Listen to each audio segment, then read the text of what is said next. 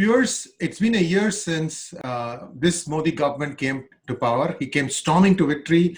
BJP got by themselves 303 seats, and it was a statement of sorts saying that the people of India approved the way Modi ji functioned from 2014 to 19. And sure enough, after that, for the first few months, we saw a whole slew of reforms, and then things have kind of slowed down a little bit. Coronavirus hasn't helped. To get a sense of where this government is headed, we are today joined by Savio Rodrigues, the editor of Goa Chronicle. Savio, welcome to PGurus channel. It's a pleasure to be back on again, Sri. Thank you for inviting me. My pleasure too, Savio. So how do you see this term of Modi compared to the previous one? And I tip my hat because I've done many hangouts prior to the 2019 elections, leading up to that, saying that if Modi comes back to power, he should be doing big bang reforms in the first 90 days, because that's how most people get work done. And after that, things start, you start concentrating on getting the legislation, implemented on the ground, and so on and so forth. So I was very pleased that, so many things happened. How do you see it? What are the pros? What are the cons? Where things could be better? Where things are really good, where things need a lot of attention. So we're going to just do that 1 year in review. Well, to start off with, Sri, let's be clear on the simple fact that if the Narendra Modi government came back into power, it came back into power on the aspirational levels of the people of India. Yes. So it is also an indication that they did not have much optimism on the opposition that existed. So when they gave Narendra Modi the mandate, they were hoping and they're looking at Narendra Modi leading India into what is now being seen as the next step of evolution of India in terms of geopolitics, in terms of global economics. So I think the mandate was a very strong mandate. And so far, over the last couple of months that the Narendra Modi government has been in power, which is about a year now, I think it has started off following the mandate of the people very strongly. They've taken some very tough decisions that could have led to serious repercussions in the country, serious opposition, which they're still facing on some issues. But they stood ground, they still held strong, and they took those decisions. To me, in the last 1 year, one of the decisions that really was necessary for India, and it took courage to do, was the abrogation of Article 370. Which, if you understand Kashmir and you study the problem of Jammu and Kashmir, you will realize that it was very important to make it exclusive to India. And I think through the abrogation of 370, the government of India has actually made Kashmir, Jammu inclusive with the rest of India, and the rest of India inclusive with Jammu and Kashmir. It's no longer a separate entity as many would like to portray, in terms of people who are against India and against Kashmir. So to me, in the last 1 year, that was one of the major decisions and a very proud moment for the government to actually stand the ground on, as far as the abrogation of Article 370 was concerned. The efforts that they have put towards the Ram Mandir was also a very assertive move. I think it was handled very well. You would have expected the decision of Ram Mandir to lead to a lot of communal tension in India. But I think the people of India stood with the government very strongly, and that's why you didn't see any problem based on the decision of Ram Mandir. And I think as we go ahead cohesively, Hindus and Muslims will come together to collaborate in building the Ram Mandir, and it will benefit everybody across that location economically, both the Hindus and the Muslims. The CAA, which was actually a non-issue, was still, you would have expected it in hindsight to be the least problematic issue. Turned out to be the most problematic issue. And I'm very glad that the government did bring about the CAA amendment, because it was long waiting. It was something that had to have been done, and the people needed to get their rights. So you had Hindus, Christians, Sikhs who were a part of Pakistan during the partition, and who were already in India before December 31st, 2014, they just needed to get their rights. So it was never against any Muslims, as it was portrayed in most of the anti-CAA campaigns. It was for people. It was about humanity. It was about, giving rights to the people who deserve the rights, and rights that were promised, as far back as the independence. So the problem at that stage was that the government, I suppose, thought that not many people would have an issue with it. But the opposition found a chink in the armor, and they raised the issue very aggressively, and unfortunately worked on a divide and fear psychosis for the rest of the people, which is why you had the Shaheen Bagh, which is why you had the Delhi riots. All this stemmed up from the CAA, but it was not really the anger towards the CAA. Everybody understood the CAA. It was really the anger happening because of the abrogation of Article 370, which happened in Kashmir, and that's where the problem was. So, in my view, these three aspects of the government during Modi's second term are very important, because they show that Modi's got the courage to stick by the statements that he has made. He's got the courage and the conviction to go and build an inclusive India. So to me, that's very important. But if you look at the different aspects of governance, whether it's economics, whether it's creation of jobs, whether it's creation of entrepreneurships, whether it's support to the MSMEs, support to the startup, I think there is still much more that the government of India needs to do. I think most of it is more theoretical in its approach, but at the ground level, not many reforms are happening. And I think this concept that people keep talking about of the government responsibilities of creating jobs is actually a little far-fetched ideology, because a government cannot create jobs. Government can facilitate the creation of jobs. What the government can actually do is help create entrepreneurship, which means companies which are startup companies, MSME companies, SME companies. These are the companies that need the impetus from the government. These are the companies that need to have money in their hands in order to create, invent, and do new things, that get along with the Make in India initiative of the government. So I think this is where we need a little bit more focus. I don't see much focus happening in this space, or more push happening in this space. You see, in order for a Make in India, I'll give you a classic example. If there is a person that makes a product in India and he wants to sell it in Europe or US, he would have to go via the technicalities of Europe and US to get the licenses to sell it in those places. Now, those licenses and those clearances itself cost a huge amount of money, right? Right. But that does not happen to people when they're coming into India. So let's say you're bringing in a US-based product or a UK-based product to compete with an MSME product in India. They don't find it difficult to pay any amount of money, because the amount of money is not large. So we have to protect the MSME industry in India so that they can also export, and also in Indian market, which is the largest market, their products sell over the foreign products. You see, at the end of the day, that is Make in India. Make in India is not saying that, okay, I've collaborated with foreign companies and then I have a foreign brand, and because of that, India is Make in India. No.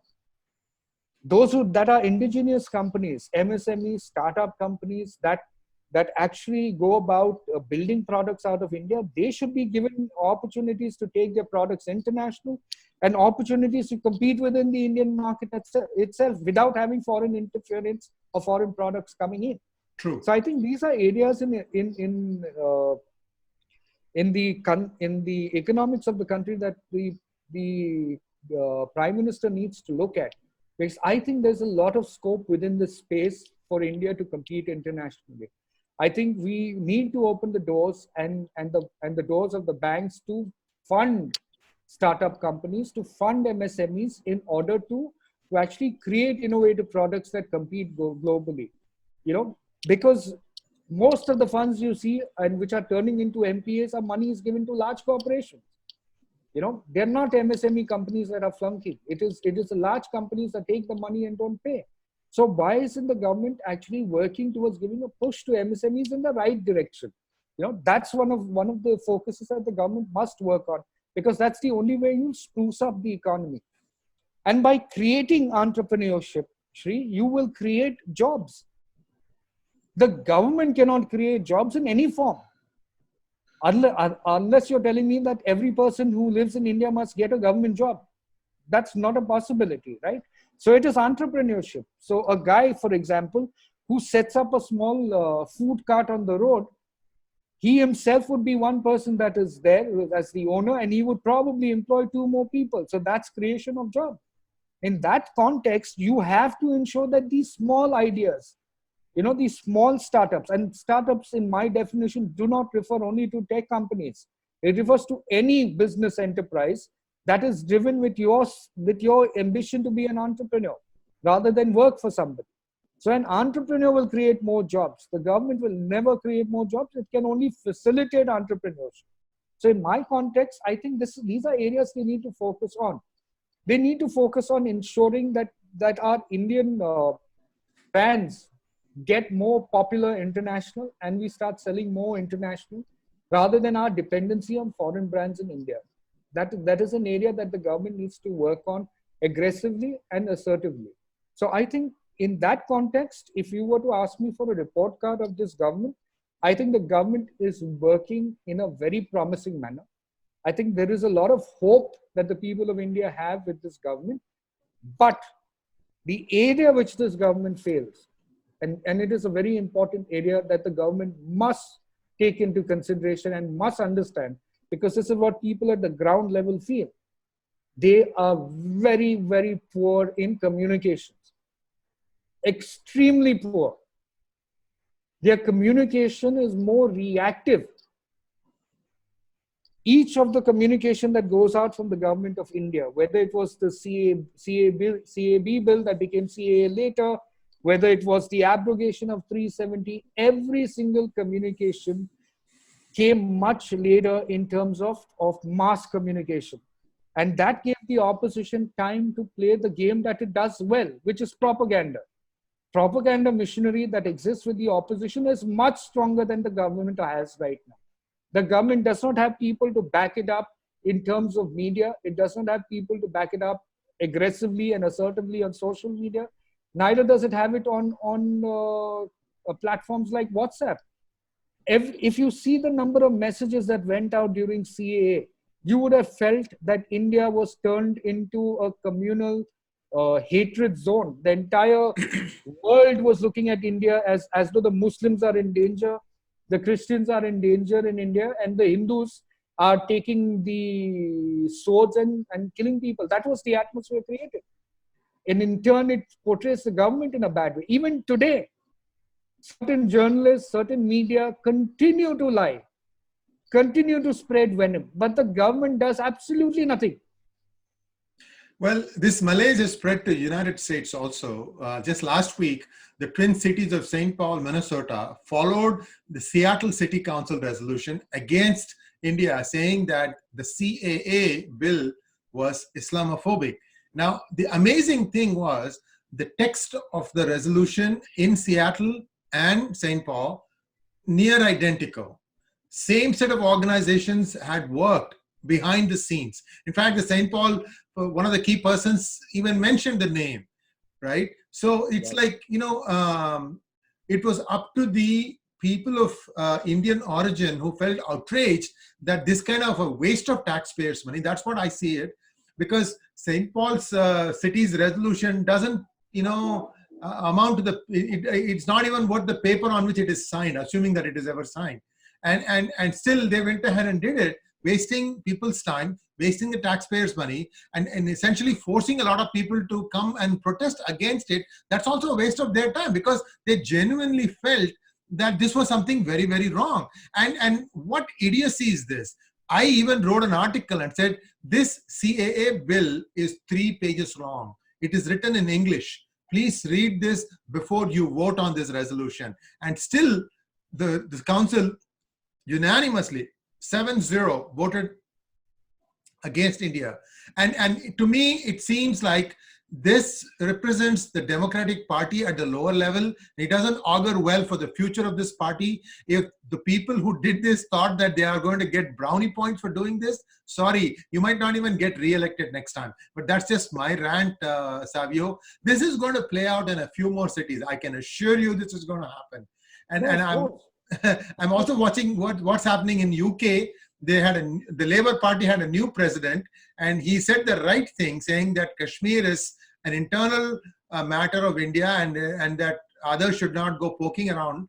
And then he gets a nasty letter of 100 Muslim organizations. They said 100 Muslim mosques. In reality, there were 60 charity organizations that are not supposed to be dabbling in politics. So there's another issue there. So, but they wrote to this guy, and then he does a 180 degree after that. So this is ridiculous. No, you see, but that's where the problem of the government comes in. If you remember, this Bollywood actor, Farhan Akhtar, he had put out a post, and I challenged him, and I filed a complaint with the Goa police. The Goa police never acted. It clearly showed that Farhan Akhtar was putting out a poster of Stand with Kashmir. Right. Now, Stand with Kashmir is the front face of a lot of the activities happening in US and UK, backed up by Islamic radicals. Okay, but I explained to the concerned people that, listen, this is all connected. You have to start at some place to start an investigation, and no better place than Bollywood, because they're connected to the Islamic radicals. And we know that for a fact. But the government in Goa, which was the BJP government, did nothing. And you're going to face that. You see, the problem is, I don't know what Mr. Modi has in mind. Okay? You have to clearly distinguish between an Indian Muslim and an Islamic radical. The issue in Kashmir is not an issue of Indian Muslims. The Indian Muslims support the Indian government. They support the Constitution of India. And they support every other Indian. The Islamic radical doesn't care about anybody. All he cares about is creating mayhem in India. So what you saw happening in the protests of CAA, and like I said before, are all mostly linked to Kashmiri organizations. Mostly the Islamic organizations, and they will have their main base in Kashmir, because when you close them due to the abrogation, they had no other place to create mayhem, and they have to create mayhem. Otherwise, they don't get their funds, right? So the government is taking it lightly. Now, I cannot understand why the government does not target or does not go after the liars in the media. The media keeps lying day and night that the Hindus have attacked the Muslims, India is treating Muslims bad, both media in India and the international media. But there's never been an action by the Modi government against any media. But on the contrary, you would have journalists that are more nationalist in nature who get targeted. And again, the government does nothing. It keeps quiet. In fact, yesterday, we put out a story about Facebook's new panel that they have created. If you look at, this is the panel that is supposed to look at, the content and decide whether it should be banned or not.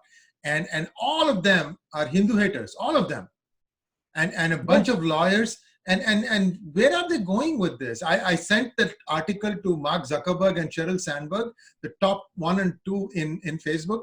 I don't expect them to reply. I mean, surely they haven't replied my previous emails, so I don't expect anything different this time. However, I just wanted to register my protest, because if you go through that post, the Hindu page that they have not rejected, that they have not taken down, has some very objectionable language, extremely objectionable language. And yet, they just took down Imam Tawhidi's picture. Nothing else. The poor guy is just seated with a nice smile, and they took it down. They said it was offensive. I just can't believe the kind of things that these guys are doing. I have my hunch is that there is a unit in India which is doing all this processing of objectionable pages, and they have a certain bias. We have highlighted this. Tariq Fatah has highlighted this, and yet Mark Zuckerberg doesn't do anything about it. What does Zuck? No, they won't, Shri. They won't.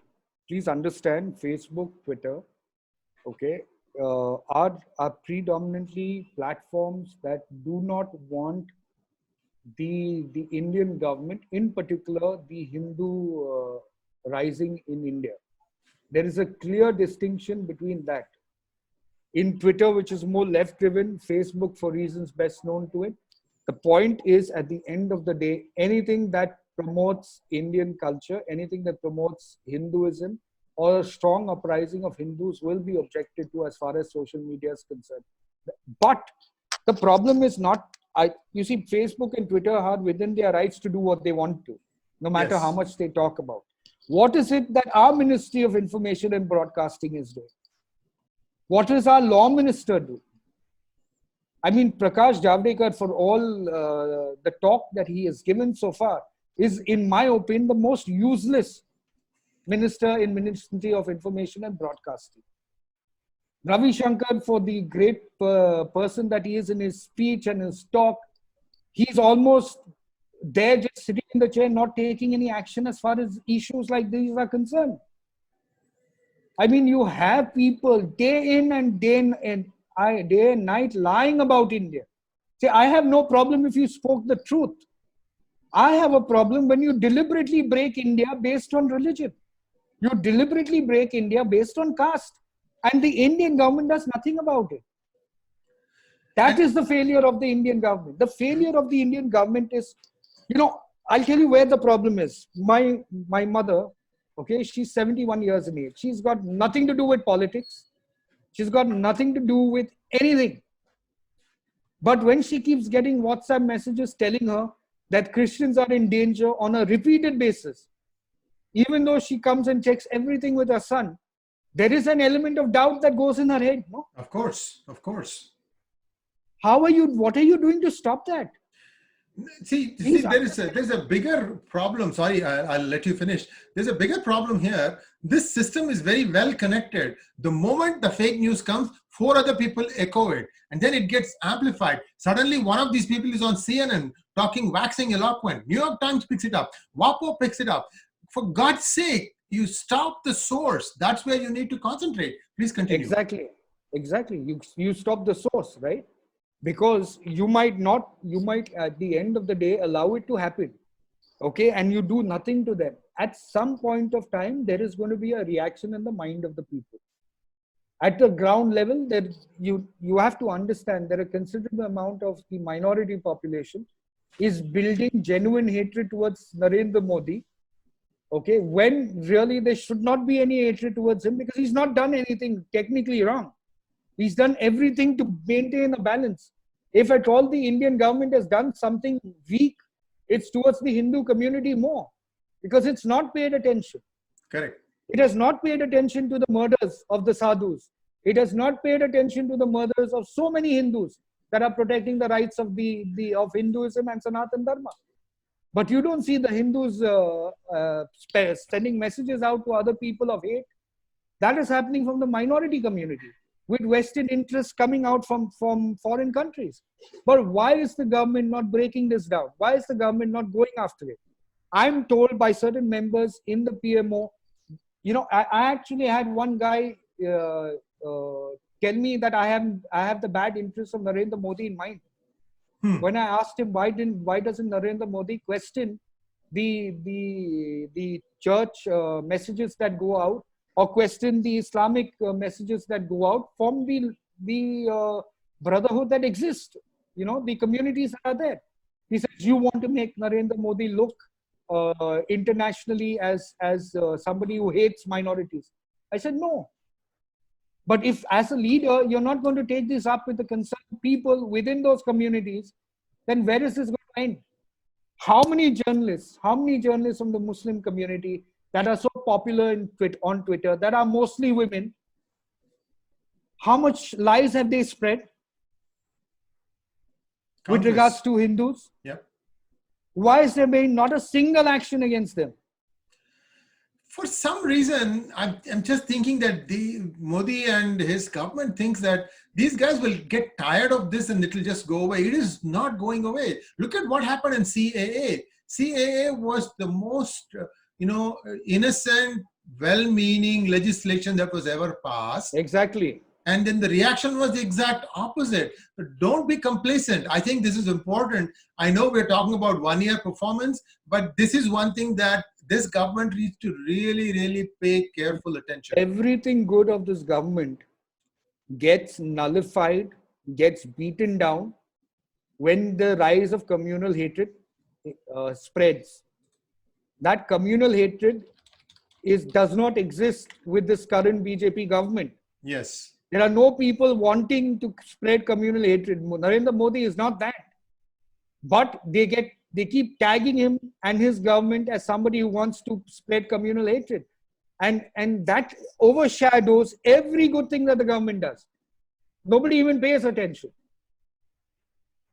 Even on the coronavirus pandemic, the way the government has handled the crisis, of course, we're going to see large numbers happening in coming days because that's the path of the virus takes. He's still facing criticism, no? In fact, he has saved a lot of lives. A lot of lives have been saved from the way India acted in a very timely manner.